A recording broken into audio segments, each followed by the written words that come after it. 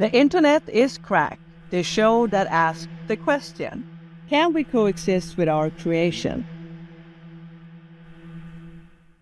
Hello, I'm Seth Camillo. I am Caroline Risberg. We are The Internet is Cracked by addicts for addicts. And today we are very, very lucky to have Dr. Dustin Weissman joining us to talk about internet addiction. Dr. Dustin Weissman is a licensed clinical psychologist and executive coach. Dr. Weissman treats clients with problematic internet use and internet addiction. Dr. Weissman is the founder of Digital Addiction Recovery Center, a residential treatment center for in internet-based addictions. Dr. Weissman is the current chair of California Psychological Addictions Division 6 Media Technology and Communication. He also holds 2 board positions with Ventura County Psychological Association. And this is just the tip of the iceberg. Dr. Weissman does a lot of stuff. And if you want to see what he does, go to drweissmanpsychology.com. So it's Dr. Weissman Psychology, one word.com. And you can see all the things that Dr. Weissman is involved with as a psychologist and with internet addiction specifically. And also, I know that you've added executive training as a new thing for you. So want to plug that as well. Thank you. Yeah. Hi, Caroline. Hi, Seth. Thank you for having me here. Thank you for coming. Thank you. Great to see you. So Great to see you again. Yeah. So, I guess the first question that Caroline and I kind of came up with is a broad question. But what is happening to the brain as we become either addicted or turned on to the internet? What is the process that's occurring? So when we engage in any kind of action or activity that is something that gives us pleasure, we're going to be releasing a lot of dopamine and serotonin in the brain.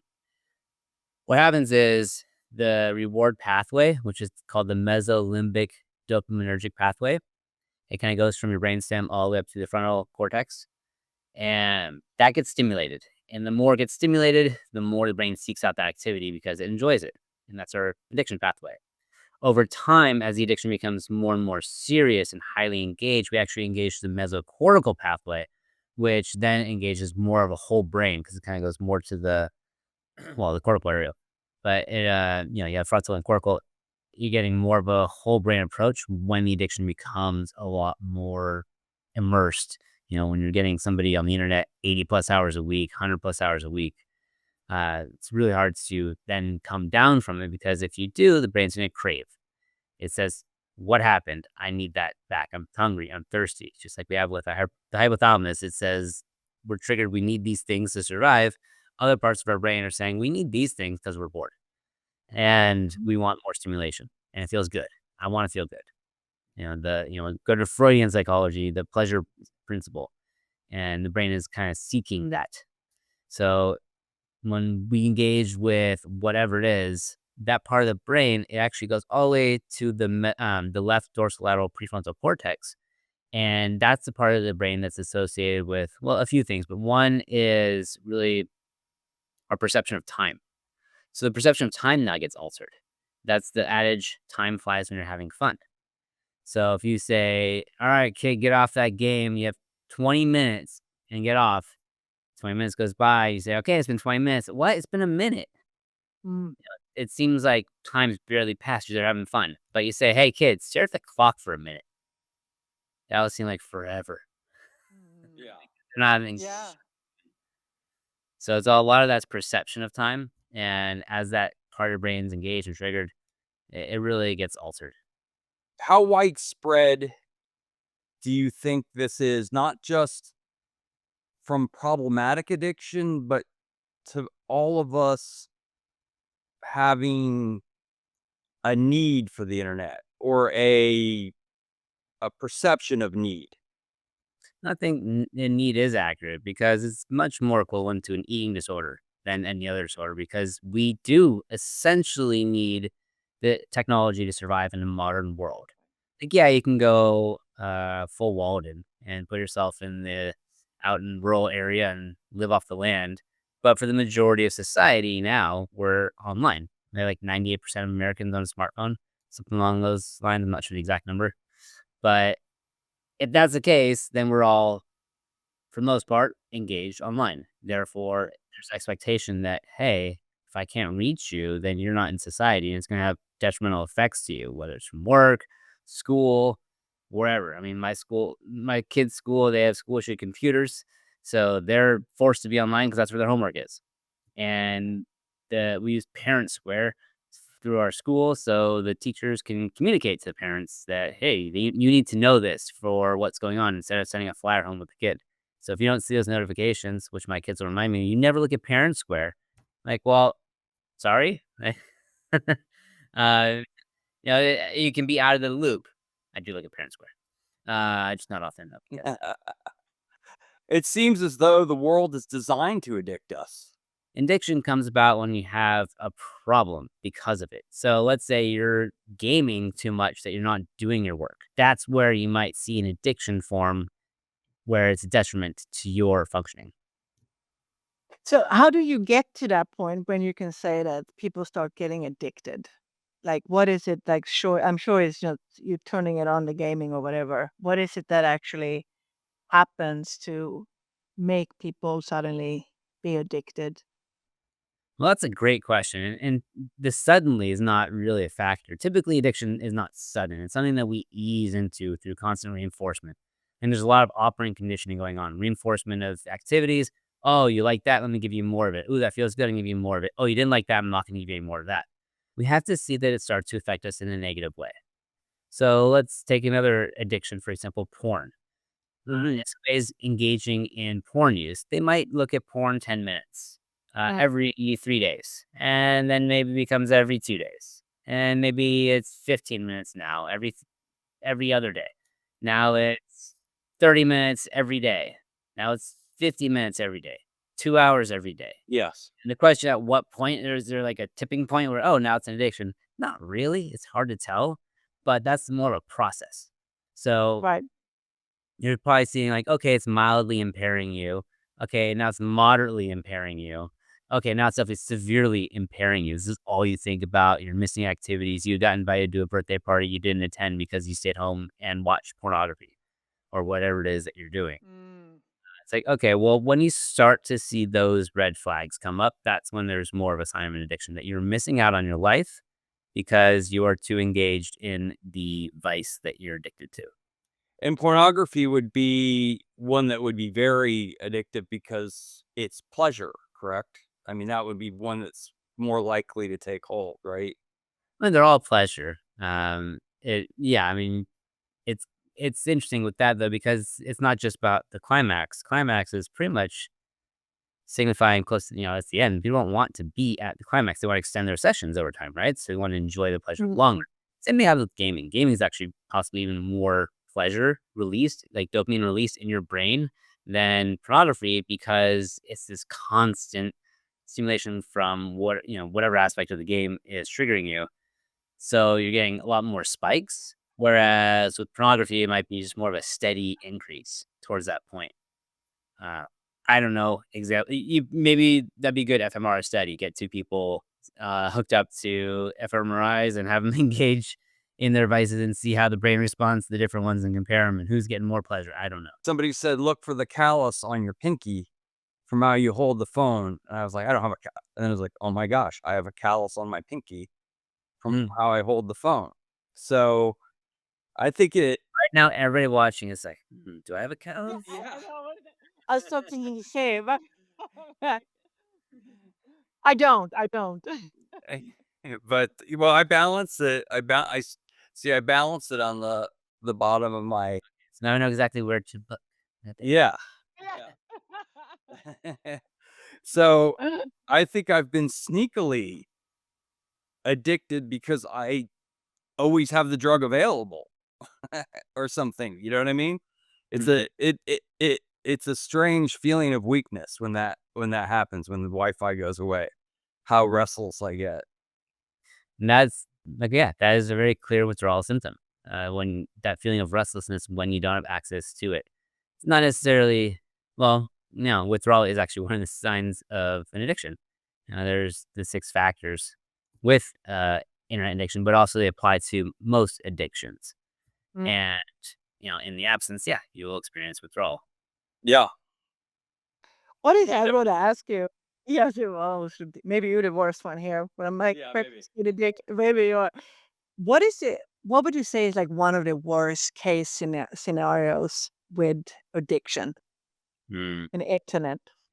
Yeah, the internet addiction. Yeah, because the good news with, okay, well, no, worst case scenario is you might not believe this was death. This happened definitely early in the 2000s in internet cafes, mostly in Asia, where people were just gaming for, they'd go up to 2 days straight, barely leave the chair. Definitely, I think the ones that maybe they were over 24 hours just games, not sleeping well. The problem is when you're stationary, your blood can clot. So you develop, deep vein thrombosis, and it could lead to pulmonary embolism, heart attack, you die. So there was a few cases in Asia where people actually died from extensive gaming sessions. Wow. Wow.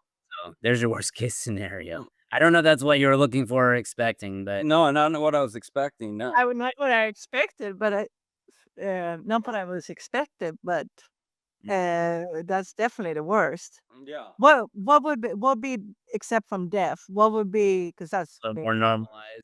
I think more normalized. so if you have a parent that's on their device, you could have neglect of their child, and if the child is not capable of taking care of themselves, let's say a baby or a toddler, there were instances where people were neglecting their children to the point where the child in the home was not safe, they weren't cared for. It was just mistreatment, and I don't know of any cases where the child actually died, but I do know that there were cases where people were just on their computers. Typically, it was gaming because that was the research I was doing, and Yeah.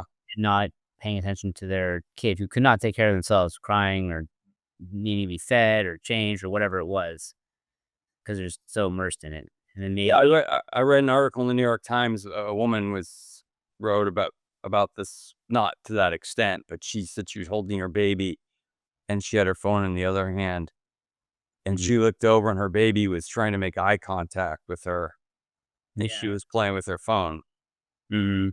and that really It's hit home to horrible. her. Yeah, so you also get phubbing, which is basically when people are talking to you and you're looking at your phone. Yes. So kids, and they do need that eye contact and you don't look up from it. So kids aren't learning proper social skills. And I think we're kind of seeing two-front battle for some of the kids coming up now because they've been in that generation of as younger children, they were getting that phubbing, but then they had to go to the pandemic, so it's all online. So their social skills for our young adults are really, really delayed, and uh, they're struggling. I think because of that, the ones who had those parents that just did not give them the proper social interaction at home. I'd also imagine it might be worse for kids who are the only child versus Yeah. ones who have Mm. siblings to play with and get that social Yeah. skill. Yeah.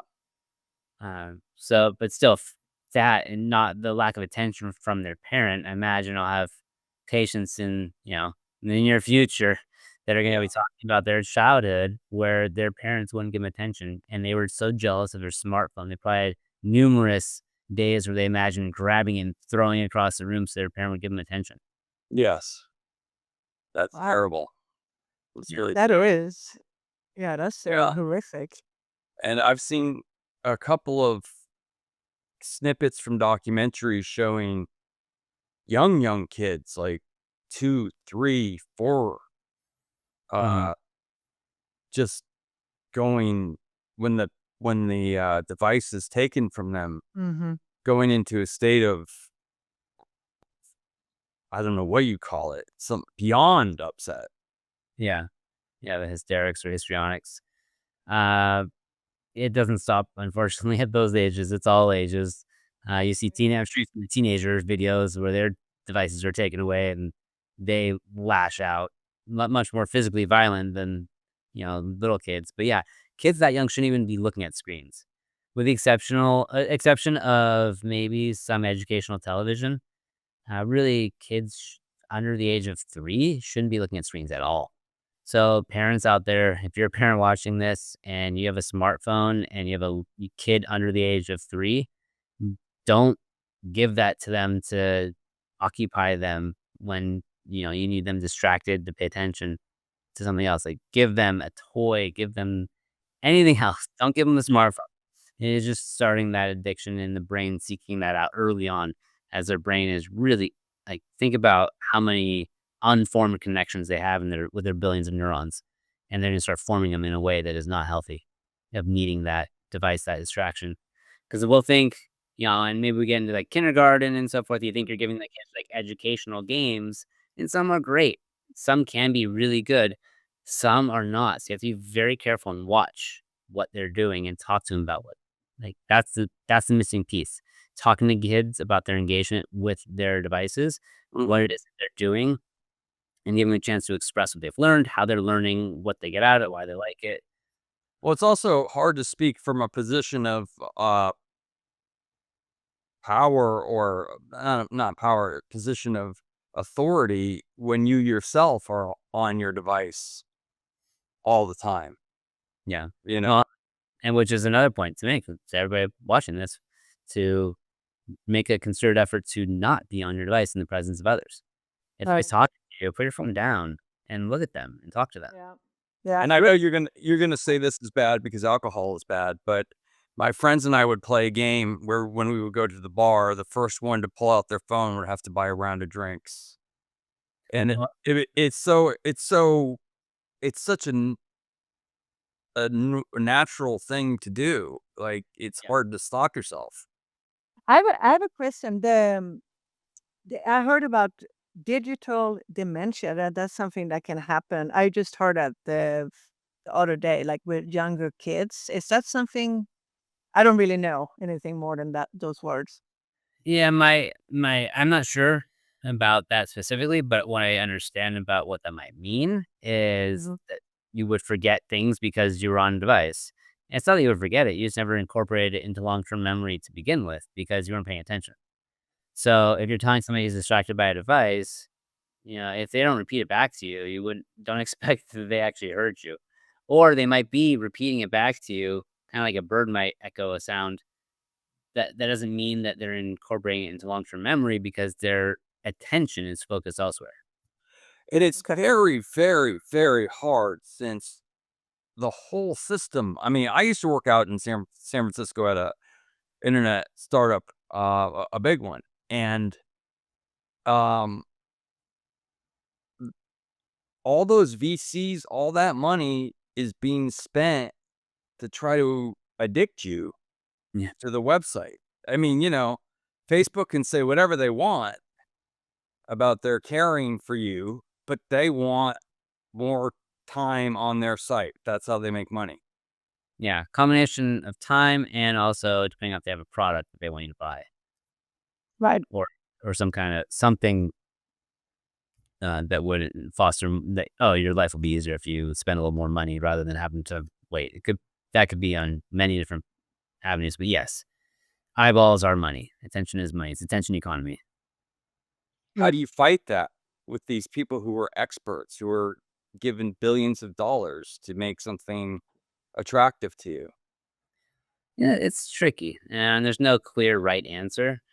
I imagine the best way to address it would be probably to talk with them and say, well, how much is enough? I think it's a matter of, well, what kind of strategies can we put into your software that would protect your consumers? Do you want to do time limit caps on people? Or do we get government involved and hey, China's good at this because they're communists, they can do it in terms of no device use or whatever it is that they're doing there from certain hours of the day. Mm. Uh, so we could do the same. We could say, but you'd have people would lose their minds if you did that because this is a free society. So you can't Right. take away my right to be on my smartphone. However, a corporation could. They could say we are shutting down our app from this time to this time. A good one is Ready Player One. If you've seen the movie, read the book, at the very end, it's not really a spoiler, just kind of the end of it. Well, it kind of is. So if you haven't read it, it's been out for a while, you're missing out. Go see it. Go read it. Uh, Yeah.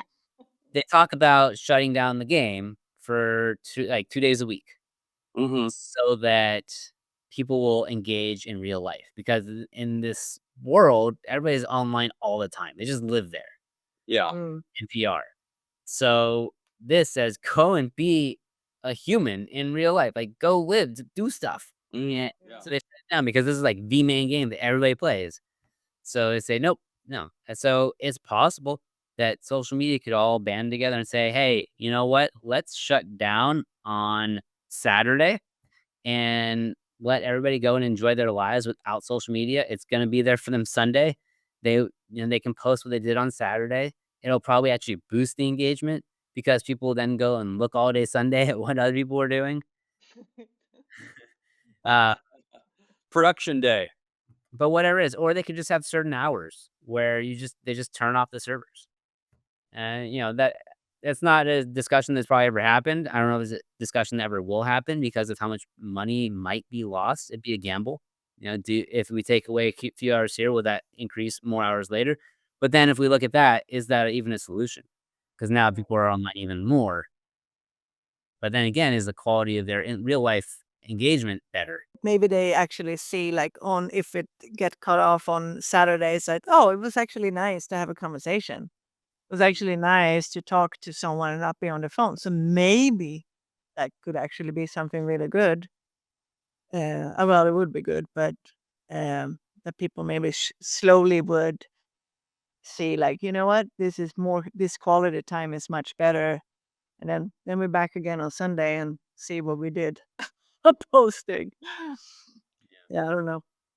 I think I experienced it earlier than other people, a similar type of effect, because I'm an editor, video editor, and and that's the type of thing that there really is never enough time, kind of like playing a game.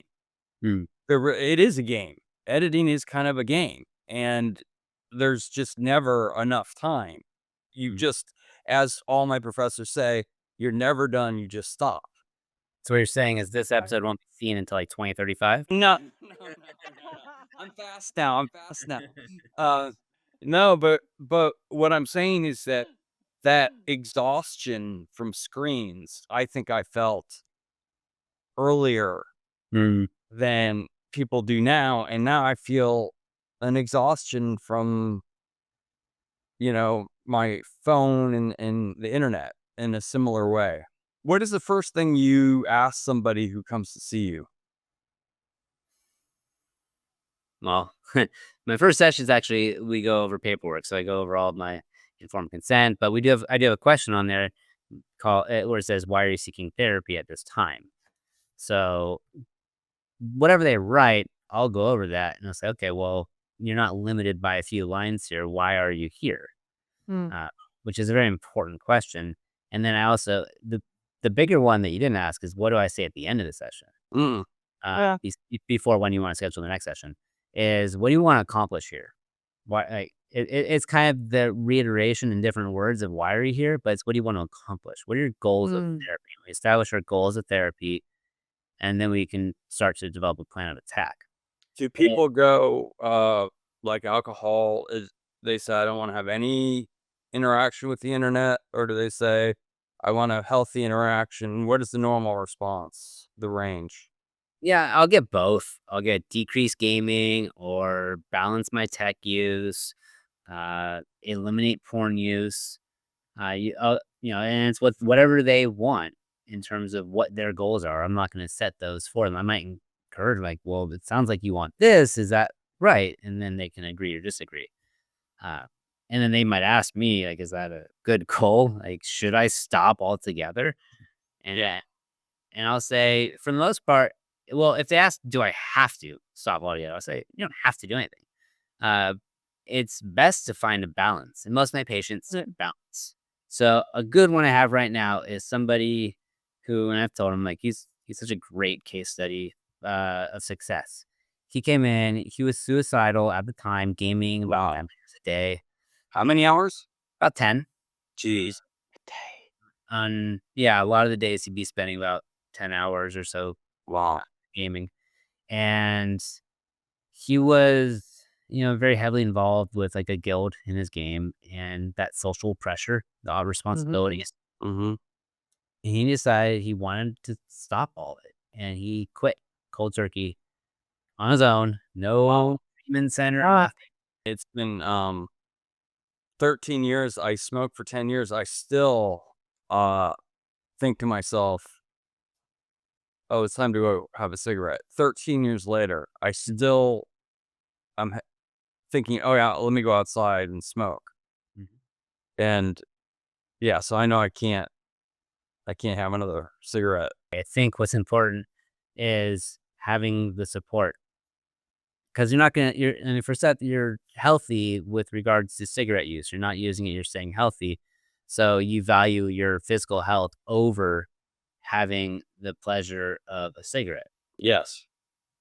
For somebody who's addicted to the internet, they're also valuing their mental health over. Yes. And so it's not maybe not the physical health, it might be the mental. It could be physical related because we take less care of ourselves when we're addicted to something. Mhm. Uh, but yeah, it is tricky. And it goes back to what we were talking about earlier of needing the internet to survive in a digitally connected world, but we don't need gaming.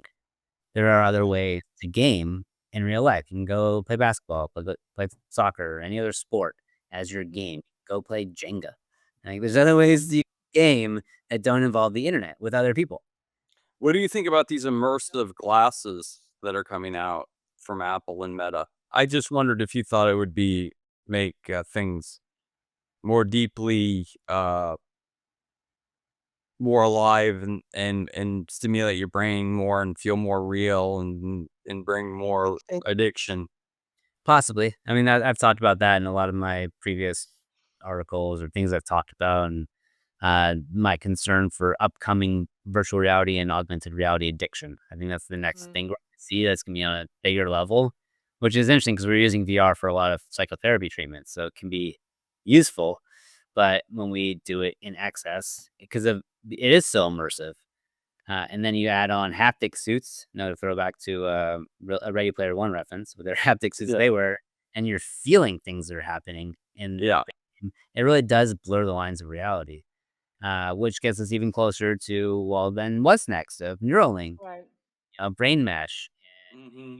with technology, and then how soon till we're connected to Wi-Fi straight from our brain, and what are the ethical implications for that? Can we be hacked?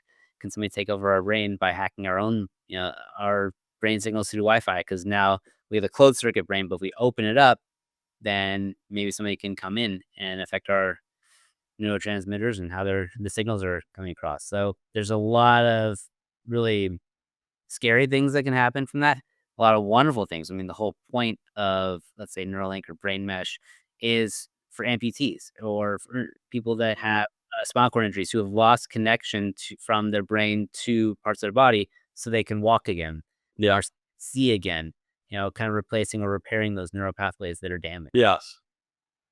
Do you get adult patients very often? Yeah, so I'll get typically when they come adults, it could be gaming, it could be porn, um, sometimes excessive screen use, just whatever it might be, social media. Um, but yeah, I'd say majority of people seek me out by for the gaming addiction, and then adults might be a little more heavy on the porn addiction. Okay. And do you see a high rate of recovery? Yeah. Oh, absolutely. I frequently have openings in my schedule because I'll start with people weekly and then transition them to every other week, then once a month, and then out. So I'm turning people over to one of those problems in my business of people getting better, and then I don't have patients. More will come in and say, okay, yeah, Well, that's good. That's actually really good to hear, though, that Yeah. it's people do get much better from yeah. it. Yeah, that's another problem in my business, in my line of work is we don't often hear back from people that we see. So we have no idea unless they reach out to us. I had one person who really did struggle with gaming addiction he reached out to me a few years after, and he says that I think he and his wife at that point, then he was letting me know they were pregnant and they were expecting, and that he was doing really well, not addicted anymore. He was very high level in World of Warcraft, like top 1% Wow. in that game, and he had curbed it, and he recognized that he cared more about real life at this point and wanted to explore that than he did about that game. It was really he had a lot of other issues, like, he was one of those people that physically not the best condition. It was a chicken and egg scenario of, what's causing are you gaming so much because you're physically weak, or are you physically weak because you're gaming so much? Or maybe a combination. Hmm. So, he started working out, got a little stronger, and started engaging life more. So, that was a good success to hear from him, and, I had another person reach out to me also around the same time that I saw you guys. These were basically I saw you the first time, 5 years ago or so, and they reached out. The other one said that that was my outlier. He would, basically equate streaming, just video content, not necessarily YouTube, but any kind of streaming videos, and he equated it as getting high. So, something in his brain was being triggered to release chemicals that would have that feeling of getting high while streaming videos, and he was just like, and, but he let me know that he was also doing better, just to give me an update. So if you're one of my patients watching this from the past, feel free to email me, and if you know what I'm doing. Yeah. Yeah. Please speak out. Tell how you feel. And I guess but I was wondering if you think that our brain development, especially with kids, it might change. I absolutely think our brains are developing differently if we're engaged, the more engaged we are with technology. Because think about all the time, we have so much time, right? Mhm. Let's say first five. California's got the first five campaign where they're really fostering, trying to promote good education and good nutrition in those years, because it is really important. There's a lot of brain development going on in those years, neural connections being formed in massive rates.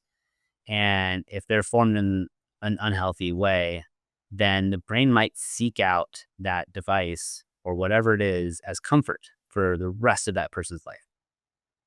So let's say that person gets soothed by cello, or gets soothed by just, looking up at a mobile, or taking in something that's a more naturally occurring thing that's softer paced, that they can probably regulate themselves a lot better Mm, later in life than somebody who needs an external stimulus, that requires some form of engagement mhm. rather than just an observation.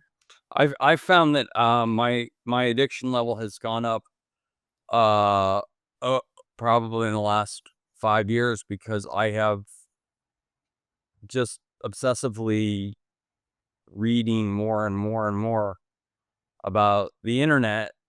Is I mean, it's kind of funny that Yeah. we're making a show about internet addiction, and I'm definitely more addicted because of our show.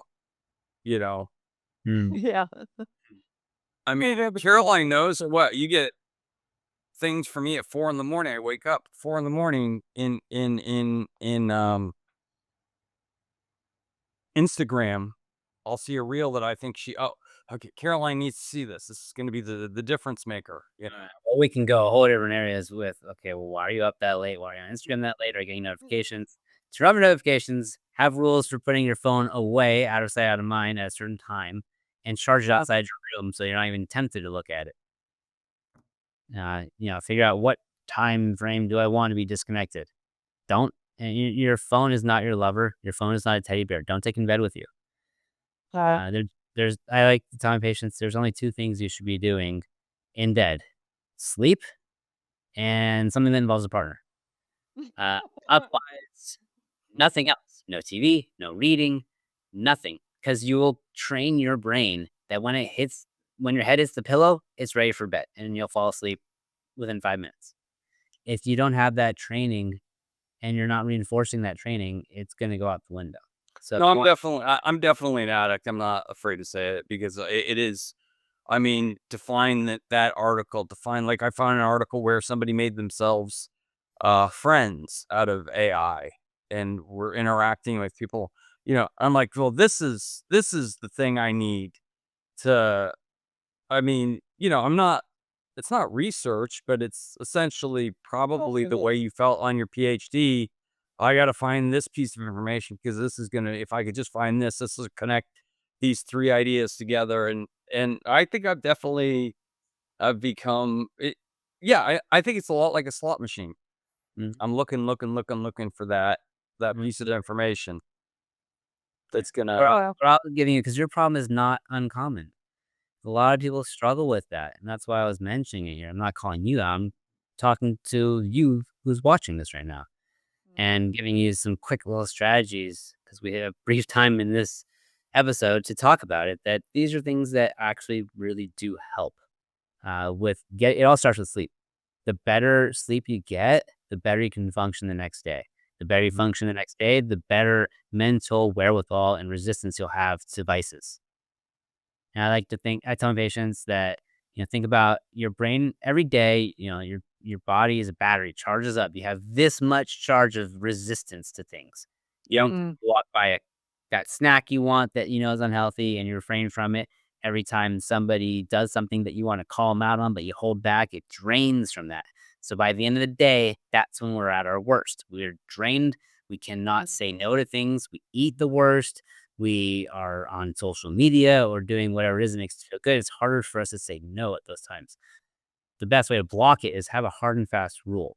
11 p.m. or whatever time you choose. My phone's on the charger. I don't see it again until 7 a.m., 8 a.m., whatever it is.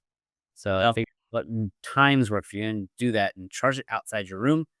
If you use that as an alarm clock, buy an alarm clock. My mom used to say, "No, nothing good happens if you go out 2 in the morning or out too late. You're never gonna meet the good people. You're never gonna, that's it's true. It's kind of the same. We need to. I know I need to do that too, though. Like, I it's very easy for me. I wake up in the middle of the night and looking on the phone. Probably because I get messages from Seth, but no,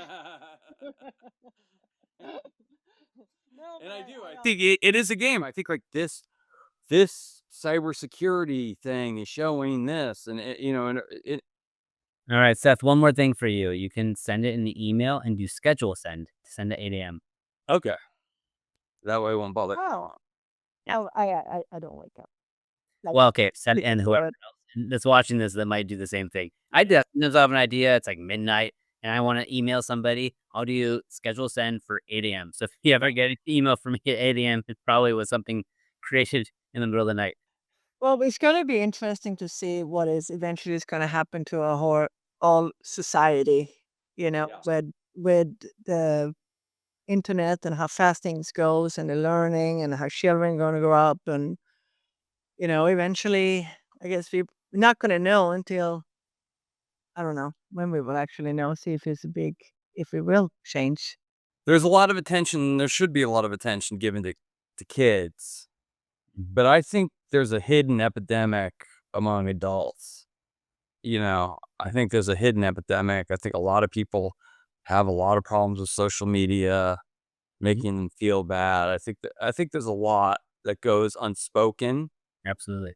Yeah, I mean, the target market for adults, for gaming companies, you probably wouldn't believe it. This is years back now, maybe like 2017, 18, was Mhm. 35-year-old women on average were the ones that they're really going after. Oh my god! You don't think Never would have guessed that. you don't think of women as gaming, but you know, what are women doing all the time?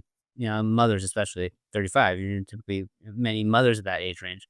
They're out at kids' activities. And they are waiting for the kids to finish activities. So what do? They go on their phone. What do they do on their phone? They play Candy Crush or Farmville at the time, or some other game like that. That's just a simple mobile game. They just hop on and start tapping away at it. And we don't think about women as gamers because they don't game in the same way as a majority, you know? Can I ask you one last question before we go? Yeah. Which is, Something that looks really dangerous to me, and Carolina and we're talking about this, is this online sports book. Oh, yeah.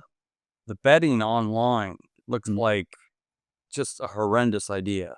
Mm. I don't know what you think about it. So I mean, that's essentially in the line of gambling.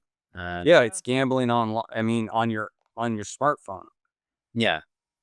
Yeah, and that's another area that I address in therapy. I've got one patient right now doing very well, overcoming their gambling addiction, their online gambling addiction from sports betting often. Mhm. Yes. Yeah. It's the same thing. It's your variable ratio response. It's your slot machine. It's your, you keep going till you get that big win. It feels so good. And then, yeah, holy crap, I made $10,000 today. And tomorrow I might lose 30,000, and that'll suck until I win 10,000 again. And yeah, it goes by and you don't win that 10,000 again, and whoops. But yeah, that's the problem. Sometimes you get that big hit, the big win, the jackpot, and you're hooked because you're gonna keep chasing after it. Oh, yeah. That high. So it comes back when you're talking about gambling. It's about coming back to what is the value of money and appreciating that. So that particular patient working, at a lower paying job. So seeing the value of just regular pay for hard work. Yeah. It's like, I've been working hard for this money. I'm not going to just gamble it away. Yeah. That worked in the past, even though they could make a whole bunch of money real fast, they could also lose a lot of money real fast. Yes. When you're not seeing that side of things, you're not really fully ready for doing any kind of gambling. And if you're going to go into a gambling situation, whether it's a risky investment or gambling by sports betting, it's best to only use money that you can afford to lose. Yeah. I had a friend, but someone I knew. She literally lost, but I was, going to the casino. She lost everything. Her house, she had a good job. She lost her job. Her house, her family, basically everything. Mm. And I just see like online, if you have it right in it now, you don't even have to go to a casino anymore. You can actually sit at home. It's dangerous. I guess the only good thing is there are no enforcers that come to your door and break your legs if you can't pay up. You have to go to bankruptcy court instead. But Yeah, well, credit card companies will run you up. yeah. Right. Definitely a factor. Well, All right. Well, it was wonderful talking to you again. I'm glad thank we you. made it through the pandemic.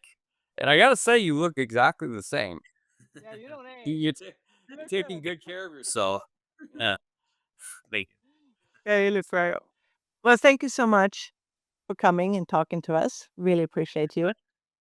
Yeah, thank Really you for appreciate having me. I hope whoever's watching, I hope that you gain some value from watching this too. Yeah, me too. Thank you. Thank you. Thank you for watching or listening to The Internet is Crack. Tune in next week when we have another great conversation about robotics, AI, and the internet. You can watch us or listen to us on YouTube or Spotify or many other outlets. And don't forget to follow us on social media. See you next Monday.